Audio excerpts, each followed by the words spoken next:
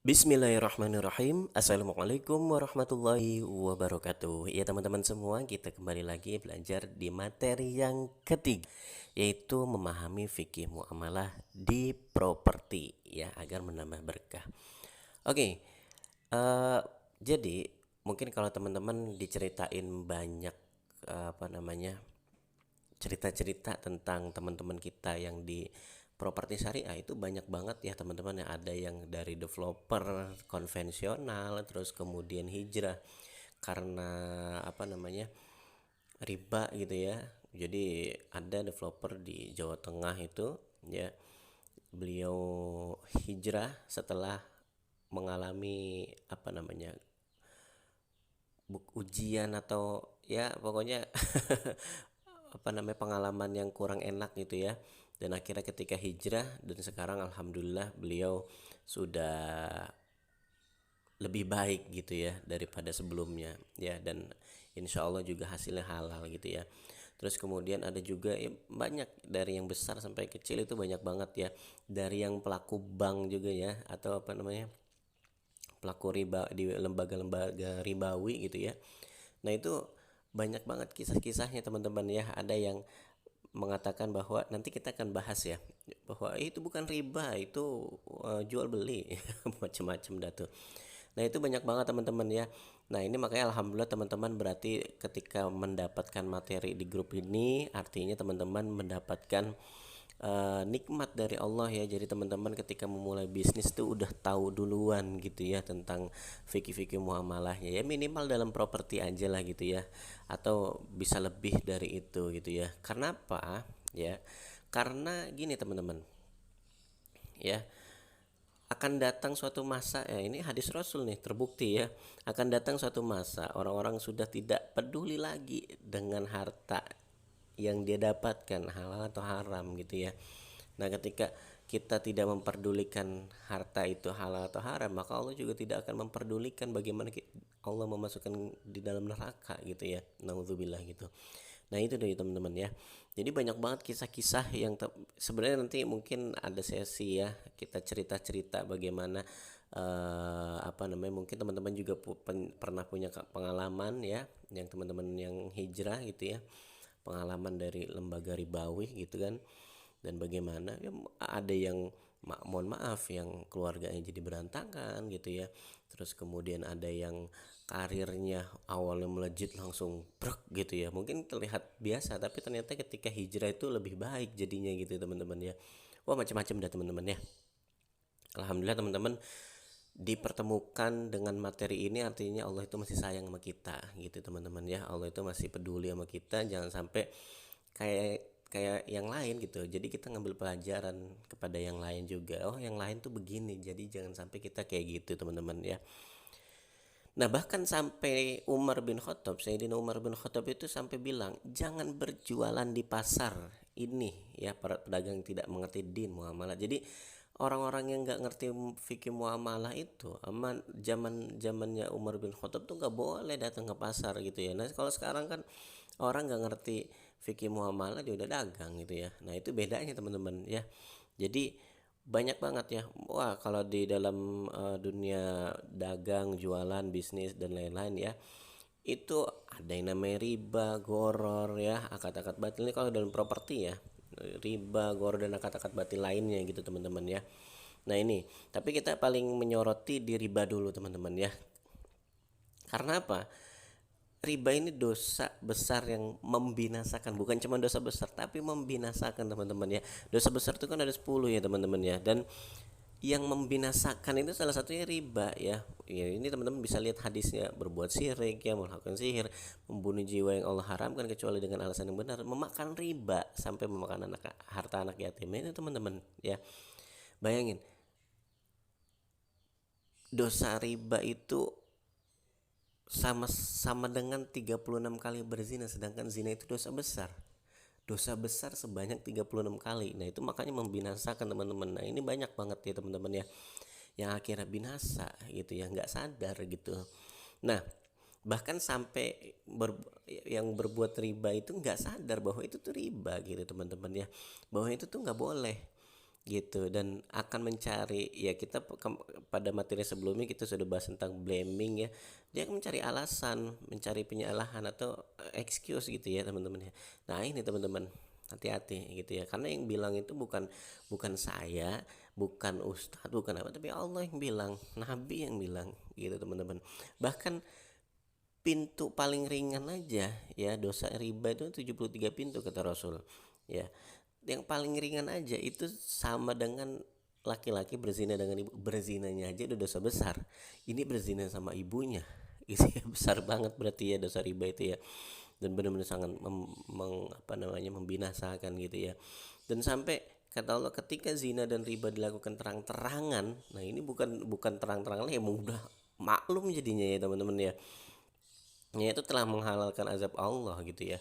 Nah, ini banyak banget cerita-cerita ya teman-teman ya, dari pokoknya banyak deh teman-teman. Nanti mungkin kita kalau ada kopdar itu kita bisa sering sharing gitu teman-teman ya, atau mungkin teman-teman yang ya mungkin teman di sini ada teman-teman yang mengalami juga gitu ya. Nah, itu bisa sharing-sharing teman-teman gitu. Nah, ini dia teman-teman ya. Dosa riba itu sampai diperangin sama Allah sama Rasul gini. Kita perang sama manusia aja gitu ya, belum tentu menang gitu ya. Bener ya, apalagi sama Rasul ya. Rasul manusia lah, oke lah, Rasul manusia gitu, ada kemungkinan menang, tapi sama Allah gitu ya, gimana bisa bisa menang, bener nggak? Nah ini diperangin. Nah itu dia teman-teman ya, makanya ini, maka jika kamu tidak mengerti apa namanya, maka ketahuilah bahwa Allah dan Rasul akan memerangimu gitu ya. Nah itu dia, kalau kita tidak meninggalkan riba, diperangin sama Allah sama Rasul. Oke lah kalau Rasul manusia gitu ya, tapi Allah yang merangin gitu ya. Banyak orang nantang, apaan riba gitu ya. Nah sampai apa namanya, orang tuh nanti menyatakan bahwa ini jual beli bukan riba gitu ya. Nah siapa aja yang terkena dosa ya teman-teman ya, yaitu pemberi ya. Kita memberi pinjaman, memberi utang ya, utang riba, nah itu dosa. Kita nerima itu dosa juga ya, naudzubillah. Yang penulisnya aja nih, apa namanya, yang catat itu ya itu juga dosa teman-teman. Saksi ya itu juga dosa. Jadi 4 orang ini gitu teman. Kapan kita terkena dosa? Ketika kita sudah tahu gitu teman-teman. Kalau kita belum tahu, kita nggak kena dosa, tapi kita kena dosa kenapa nggak cari tahu gitu teman-teman ya. Jadi memang buah si malakama gitu teman-teman, kita nggak tahu suruh cari tahu, yaitu apa namanya, memang kita harus tahu gitu. Nah ketika sudah tahu, tinggalkan. Tujuannya kan itu teman-teman ya. Jadi ya dibiarin aja, gue biar orang mau biar aja gue nggak tahu gitu ya. Yang nggak bisa gitu teman-teman, akan kena nanti ya, ditanya sama Allah. Misalnya, kenapa kamu riba? Saya nggak tahu, gitu kan? Kenapa kamu nggak tahu? Karena nggak cari tahu. Kenapa nggak cari tahu? Kena dosanya ada tuh, nggak nyari tahu, gitu teman-teman. Jadi memang harus ditinggalkan dan harus dicari tahu, harus diperdalam ini riba atau enggak gitu ya. Nah itu dia teman-teman ya. Oke. Nah ini teman-teman, apa namanya, banyak banget yang menyatakan bahwa ini tuh jual beli, riba sama jual beli itu sama gitu ya. Nah sebenarnya riba itu apa sih ya? Jadi riba itu memang mirip ya, sama-sama ziyadah, tambahan, kelebihan, keuntungan, manfaat. Makanya kata Allah, ini kalau ada orang yang bilang ini sama aja jual beli sama riba, padahal beda gitu. Memang mirip tapi beda. Beda dari mana? Kalau riba itu ziyadah, tambahan, kelebihan, keuntungan, manfaat dari hutang gitu ya. Kalau laba dari jual beli gitu ya. Akadnya beda teman-teman ya. Kalau utang itu akad sosial, maka tidak boleh ngambil untung gitu ya. Kalau laba akadnya jual beli, maka boleh ngambil untung gitu ya. Hutang nggak boleh mengambil tambahan ya. Kalau jual beli boleh gitu ya. Jual beli itu laba, kalau riba hutang. Jadi tinggal bedain itu teman-teman ya. Contoh misalnya gini, saya pinjam duit 10.000 ya, balikin 15.000, riba nggak? Jelas riba, karena apa, utang ya, kita pinjem, akadnya pinjem. gitu ya. Akadnya sosial, pinjam uang gitu. Tapi kalau misalkan saya jual barang 10.000, saya beli barang 10.000 gitu ya, saya jual 15.000, boleh, boleh, ada barangnya, jual beli. Atau saya apa namanya, modal jasa cukur ya, listrik segala macam 10.000, saya jual 15.000, boleh, boleh, jasa kok. Saya bantuin orang ya, bantuin orang nyelesain, misalnya nyelesain desain gitu ya. Nah, saya minta bayaran gitu, jadi 15.000, sama-sama 15.000, sama-sama tambahannya 5.000, tapi beda, yang satu ada barang ada jasa yaitu jual beli, yang satu hutang. Benar ya teman-teman ya, jadi bedanya di situ teman-teman, bedainnya. Nah, dalam Islam itu ada yang namanya akad. Akad ini yang nanti menentukan ya. Jadi makanya ada orang akad nikah ya, maka ketika sebelum akad nikah haram dipegang gitu ya. Kalau setelah akad nikah boleh gitu ya. Jual beli, ada akad jual beli ya. Yang tadi pemilikannya si A ya, pindah ke si B gitu ya. Akad apa lagi? Akad pinjam ya. Nah, kalau akad pinjam itu apa? Pinjam itu sosial gitu teman-teman ya. Pinjam nggak berpindah ke pemilikannya gitu, tapi kita boleh memanfaatkannya, nanti dikembalikan gitu teman-teman ya. Akadnya ada akadnya. Jadi Islam tuh ada akad, ketika sudah akad itu nggak boleh berubah ya teman-teman. Misalnya gini, saya akad minjem 50.000 gitu ya, terus kemudian di berubah deh, lu balikin 50.000, jangan deh, misalnya di tengah jalan nih lu telat denda gitu ya. Nah itu nggak boleh teman-teman, akadnya minjem 50.000, balikin 50.000, jangan ada denda gitu teman-teman ya. Jadi yang membedakan dalam Islam tuh akadnya. Nah ini kita bahas teman-teman ya. Jadi kalau di dunia properti ya, mungkin akan kelihatan apa namanya, teman-teman akan, wah sama aja kok. Enggak, tapi beda teman-teman ya. Nah ini teman-teman, kalau di bank konvensional, misalnya nih ada developer jual rumah harga 100 juta ya. Si Andi punya duit 20 juta. Dia datang ke bank konvensional, "Bang, gua mau beli rumah itu." Sama bank ditanya, "Lu mau minjem duit berapa?" Minjem duit berapa? Utang berapa gitu ya teman-teman ya. Saya ngutang 100 juta. Yang di ACC berapa? Kan enggak 100 juta ya. 80 juta. Nah, ya udah nih gua kasih 80 juta, gua ACC 80 juta, lu balikin tapi 150 juta. Yes. 20 juta bayar ke developer ya. Nah, terus kemudian kita cicil utang riba ya. Utang 80 balikin 150, riba dong, udah jelas gitu ya. Nah, itu dia teman-teman ya. Nah, kalau di bank syariah, properti syariah pakai bank syariah yang seharusnya, nah ini seharusnya nih teman-teman ya. Jadi kita nanti akan lihat. Jadi kita bukan anti bank, tapi kita anti akad-akad batil, anti ribanya, bukan anti banknya ya. Nah, ada juga bank kayak di Arab Saudi itu ya, itu sudah bisa diterapkan syariah. Nah, di Indonesia seperti apa nanti kita bandingkan ya. Nah, kalau di bank syariah yang seharusnya ya, itu adalah misalnya harga rumah 100 juta. Oke. Nah, si Andi datang ke bank, "Bang, gue mau beli rumah, bantuin." Ya. Oke, siap. Sama bank dibeli dulu rumahnya, ada akad jual belinya. Baik secara tulis ya, secara hukum positif maupun hukum syara. Gitu ya. Hukum syara tuh hukum yang sesuai syariat Islam gitu, teman-teman ya. Nah, banknya ada akad jual beli ya ke si developer yang punya rumah atau yang punya rumah gitu, yang punya produk. Dia beli bank 100 juta ya, pindah ke kepemilikan ya, akadnya jelas. Nah, dibeli 100 juta. Kemudian si bank jual ke Andi 150 juta.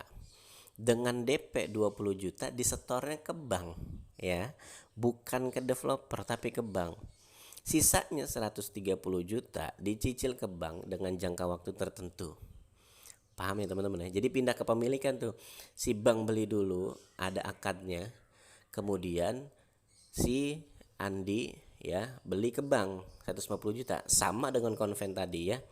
Konven juga 150 juta, cuma beda akad ya. Paham ya teman-teman ya, beda, sama-sama angkanya 150 juta nih si Andi nanggungnya, tapi beda ya. Nah itu dia teman-teman. Nah sekarang kita lihat pada faktanya saat ini ya, nanti teman-teman bisa update ya, bisa lihat bagaimana update dari ulama-ulama kita tentang Bank Syariah Indonesia ya. Nanti tapi pada saat ini Bank Syariah di Indonesia ya itu belum bisa menerapkan secara sempurna akad-akad syariah. Kenapa? Karena ada beberapa aturan BI ya. Jadi ini yang faktanya ya. Harga rumah 100 juta. Ini contoh simpelnya teman-teman ya, contoh simpelnya aja, ilustrasi ini. Harga rumah 100 juta dari developer ya. Si Andi datang ke bank, gue mau beli rumah. Ya. Nah, si Andi disuruh bayar DP ke developer. Pertanyaannya, ketika sudah bayar DP itu, akadnya apa dia? Ya, teman-teman ya. Kalau akadnya titip, developer nggak boleh gunain DP itu. Ya. Jadi akadnya apa dulu nih?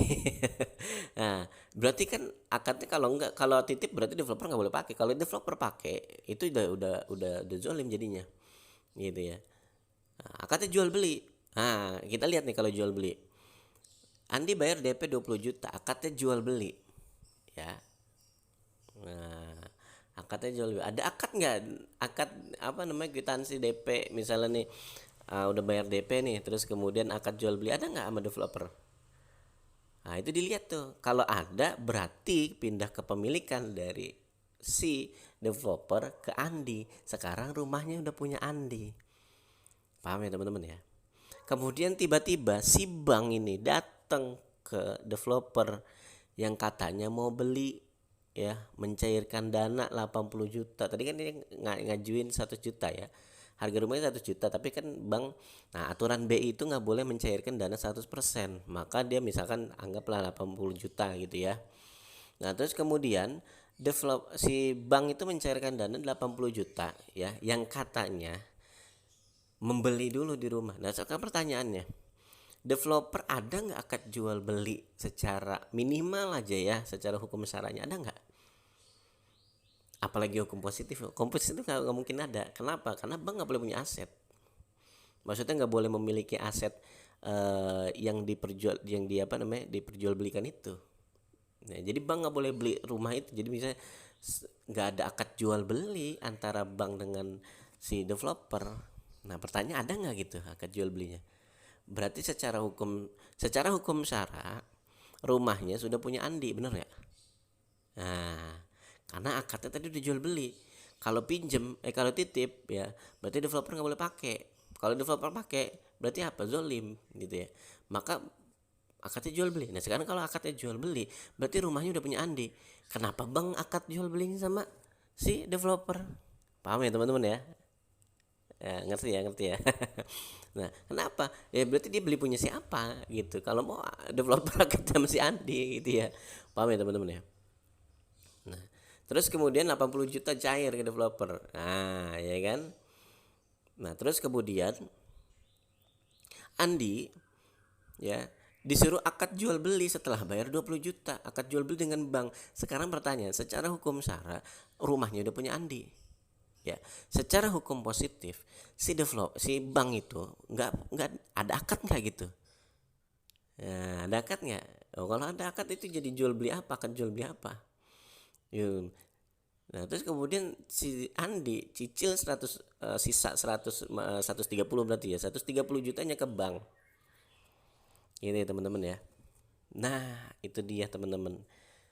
Jadi akadnya malah lebih nggak jelas. Nah, ini pada faktanya di lapangan. Cuman memang ulama-ulama kita terus memperbaharui ya, terus mengupayakan agar bank-bank syariah di Indonesia ini bisa menerapkan akad-akad sesuai syariat. Nah, kita doakan saja, tapi minimal kita tidak melakukan dulu gitu ya. Jadi kita bukan anti bank nih, ini riba bank ini. Enggak semua produk bank ya, bank itu kan jasa keuangan ya. Enggak semua produk bank itu adalah haram gitu ya. Kayak transfer, nah itu kan masih diperbolehkan gitu ya. Tapi kalau yang akad KPR ya, terutama dalam properti nih ya, itu masih masih ada ribanya ya, itu kita tinggalkan. Tapi kalau transfer ya, jadi jangan, oh lu anti apa namanya, katanya riba tapi masih pakai rekening, enggak, beda teman-teman ya. Jadi nggak semua produk bank itu banyak, ada KPR, ada transfer, ada simpan pinjam macam-macam ya, dan lain-lain itu. Nah, produk bank yang untuk KPR, karena kita di properti ya, itu masih ada ribanya. Dan nanti kita update lagi ya untuk bank syariah ya, terutama untuk BSI, karena ada beberapa apa namanya, usaha upaya untuk membuat akad-akad dalam bank syariah ini bisa apa namanya, diterapkan ya sesuai benar-benar syariah gitu teman-teman. Nah, kita doakan saja ya, tapi sementara ini kurang lebih seperti itu penjelasannya teman-teman ya. Nah, kita bisa lihat ya, tadi sama-sama 150 juta, bahkan di bank konvensional bisa lebih dari 150 juta, karena apa, ngikutin suku bunga. Bener ya? Di bank syariah oke lah flat gitu ya, tapi pertanyaannya sama-sama 10 juta, tapi itu akadnya gimana? Gitu teman-teman ya. Oke, seperti itu teman-teman. Nah, itu kalau di bank, perbandingan antara bank konven dengan bank syariah gitu ya. Dan sekarang kalau di dunia properti syariah yang tanpa bank, itu simpel banget. Ya itu kayak jual beli biasa aja. Si developer jual 100 juta, ya kan? Nah, kalau cash 100 juta, kalau cicil 150 juta, boleh nggak? Boleh, kan belum akad, masih pilihan teman-teman ya. Jadi kalau ada yang bilang, wah ini ada ribanya ini, ya beda teman-teman. Makanya Allah bilang jangan sampai menyamakan antara riba dengan jual beli ya. Kalau jual beli masih boleh ya, jual beli misal gini, saya jual ini nih, ini kalau saya jual meja nih, lu kalau mau beli cash nih 100.000 misalnya, kalau cicilan ya lu bayar 150 lah gitu. Nah, yaudah gue 150 aja cicil, akad. Itu nggak boleh berubah teman-teman. Jadi kalau udah akad nggak boleh berubah. Atau misalnya gini, saya beli cash deh gitu ya. Nah, beli cash, akad itu nggak boleh berubah, 100.000 misalnya gitu ya teman-teman ya. Itu sebelum akad itu masih pilihan, nggak apa-apa ya, masih pilihan, belum ada akad ya. Kayak kayak orang nikah itu kan belum akad nikah ya, cari aja dulu siapa yang kita mau gitu ya. Nah, ketika sudah akad nikah ya, itu jadi milik kita gitu ya, udah berpindah ke pemilikan, dan si penjual nggak boleh ngubah gitu ya. Apalagi kalau kalau cash ya, kalau cash kan gak ada akad utang ya. Kalau kita lihat riba tadi, riba itu terjadi ketika tambahan dari utang ya. Nah, kalau cash kan gak ada utang ya. Tapi kalau misalkan kita akadnya utang, misalnya cicil 100.000 jadi 150.000 ya, oke deal, 150.000 dicicil 3 kali gitu ya, 3 bulan. Nah, ketika ada denda keterlambatan, itu namanya jadi riba ya. Hati-hati. Jadi teman-teman jangan, wah lu riba gitu, enggak, beda ya. Kalau misal harga cashnya 100 juta rumah ya, harga cicilan 150 juta, boleh. Cicilan 10 tahun jadi, cicilan 5 tahun 150 juta, cicilan 10 tahun jadi 300 juta, boleh. Silahkan pilih yang mana, ayo sok mangga gitu kan. Nah, ketika sudah pilih, oh saya 300 juta aja dalam 10 tahun, deal, nggak boleh tambahan gitu ya teman-teman ya. Nah, kalau di developer syariah seperti itu. Jadi 100 juta cash misalnya. Kalau cicilan 150 juta. Oke, saya pilih cash aja. Saya punya uang cuma 20 juta gitu ya. Ya udah nih, saya bayar cicilan aja. Nih DP-nya 20 juta. Nanti sisanya 10 tahun gitu ya. Itu boleh teman-teman. Nah, itu yang di properti syariah. Jadi tanpa bank. Beda ya. Ada properti syariah tanpa bank, ada properti syariah dengan bank. Nah, dengan bank ini karena kita di Indonesia yang belum menerapkan full gitu ya, belum bisa diterapkan full sistem syariah ya di dunia perbankan ya. Nah, itu ya seperti itu tadi yang sebelum saya jelaskan gitu ya. Nah, nanti insya Allah kita update terus. Nah, terus kemudian kalau di dunia properti syariah tanpa bank ya seperti itu teman-teman ya. Jadi langsung cicilan developer. Kayak teman-teman beli rumah, misalnya teman-teman beli rumah ke saya gitu ya. Saya punya rumah nih 500 juta misalnya. Ini kalau lu mau cicil 10 tahun jadi 800 dah gitu ya. Gitu. Karena properti naik ya sekarang ya teman-teman. Sekarang teman-teman beli 100 juta ya. 5 tahun lagi harganya udah 200 juta gitu ya teman-teman ya. Di properti kan gitu ya. Nah, sekarang kalau misalkan 100 juta dicicil 25 selama 10 tahun, lah rugi bandar gitu ya teman-teman. Nah, makanya kenapa di developer itu cicilan cash beda karena harga propertinya juga naik gitu ya. Dan secara akad juga boleh. Jadi nggak masalah teman-teman ya. Jadi jangan terlalu apa namanya, masa katanya syariah tapi kok cicilan sama apa namanya cicilan sama cashnya beda gitu. Nah ini berarti belum tahu. Nah sekarang udah tahu ya teman-teman ya, gitu teman-teman ya. Jadi seperti itu ya. Jadi insya Allah semoga kita semua dihindarkan dari dosa-dosa riba dan dosa-dosa lainnya, dan semoga kita bisa sukses dunia akhirat ya. Silakan teman-teman, kalau nanti ada yang mau ditanyain bisa tanya di grup atau di webinar atau di kolom komentar juga boleh ya. Atau mau komentar materinya bagus silakan, atau mau saran materi boleh. Ya, kita sama-sama belajar. Apa namanya, saya hanya sharing apa yang saya tahu ya. Kalau teman-teman ingin diskusi silahkan ya. Terima kasih. Sukses dunia akhirat untuk kita semua. Wassalamualaikum warahmatullahi wabarakatuh.